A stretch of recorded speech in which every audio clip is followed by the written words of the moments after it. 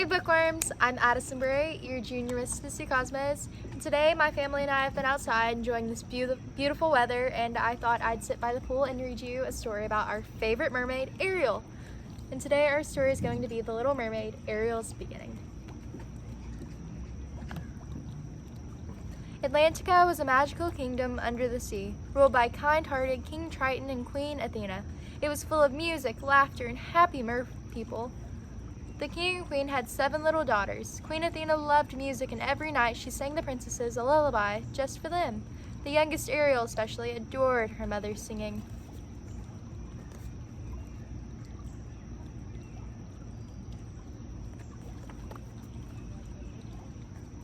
One day, while the royal family enjoyed an outing in a cove above the waves, King Triton surprised his wife with a music box that played her special lullaby. Queen Athena loved the gift.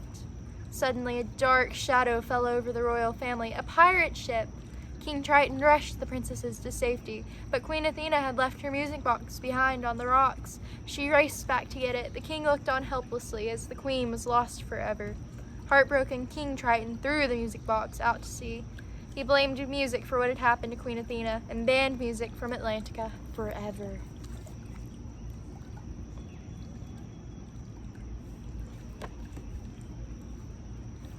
Ten years later, the kingdom looked almost the same, but it did not feel the same. Music was still forbidden, and King Triton had become very strict. He didn't like any kind of surprises, especially from his daughters. Meanwhile, Princess Ariel had grown into a beautiful and spirited mermaid. She disliked her father's daily routines and preferred to go on adventures. All the princesses were taken care of by their ambitious governess, Marina Del Rey. But Marina didn't like looking after the princesses. She had other plans. She wanted to be King Triton's chief of staff. Unfortunately, that position was held by the wise crab Sebastian. "I deserve that job," Marina complained to her assistant Benjamin. She began to think of ways she could take over Sebastian's duties.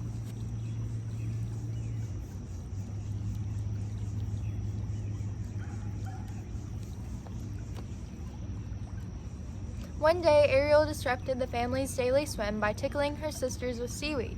King Triton was not pleased. You have to learn to respect the way I run this kingdom," he scolded Ariel.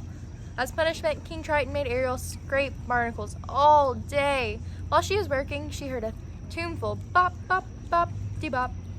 A blue and yellow fish named Flounder was playing the coral tubes.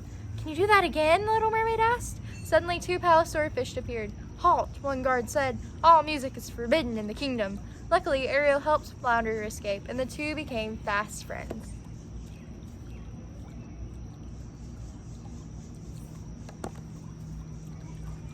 That night, Ariel spotted Flounder swimming past her bedroom window. Curious, she secretly followed him through the kelp forest to a hidden nightclub called the Catfish Club.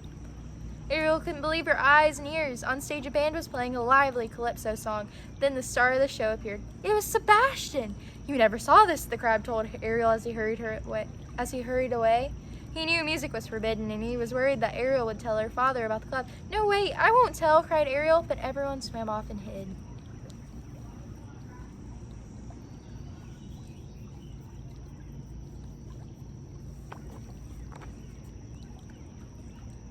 Alone, Ariel felt disappointed and frustrated.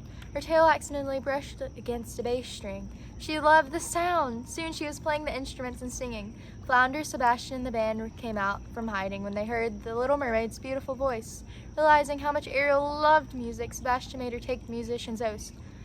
"Do you promise to jump, jive, wail, groove, rock steady at all times, lend a helping hand to your fellow music lovers?" "I do," Ariel promised. The next day, Ariel's sisters found out about her secret adventure. They wanted to go to the club too, so that night Ariel took them to the Catfish Club. The princesses were having so much fun that they didn't notice someone spying on them. It was Marina Del Rey, and she couldn't wait to report everything to King Triton. He was furious. "I will not have music in my kingdom," he shouted. King Triton destroyed the Catfish Club. Then he had Sebastian, Flounder, and the band thrown in jail. Just as she had planned, Marina became the new chief of staff. Oops, sorry.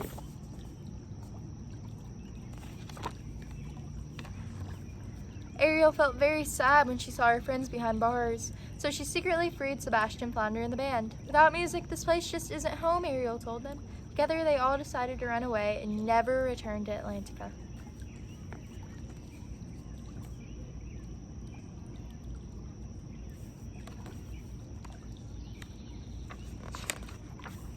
Back at the palace, King Triton discovered that Ariel and Sebastian were missing. He was worried and ordered his guards to find them and bring them back. But if Sebastian returned, Marina thought she might lose her new job.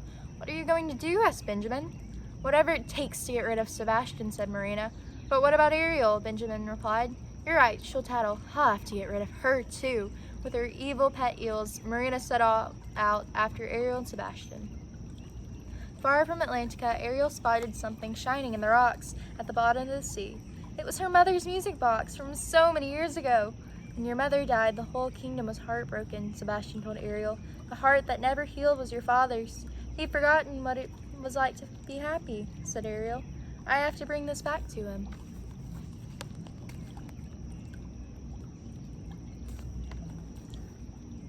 Oh.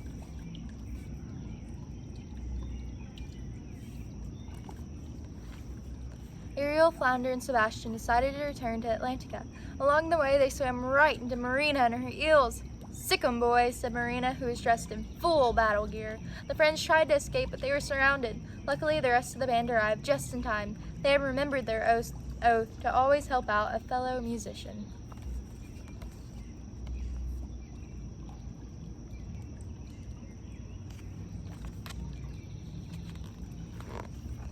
"I've won!" Sebastian yelled as he trapped Marina inside a coral tube. "This is not over!" shouted Marina. She toppled her tube and rocketed down the hill, straight towards the little crab.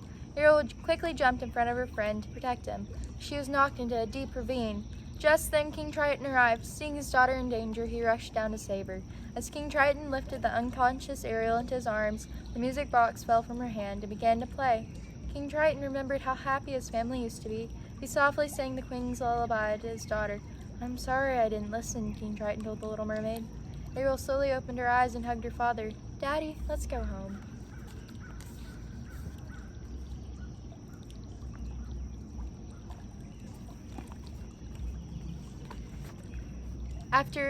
After everyone returned to Atlantica, King Triton took the musician's oath.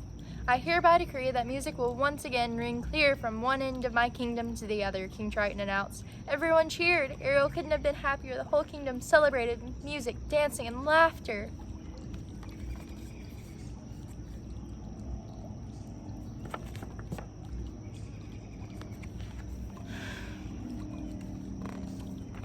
Locked away in the dungeon, even Benjamin couldn't keep from dancing.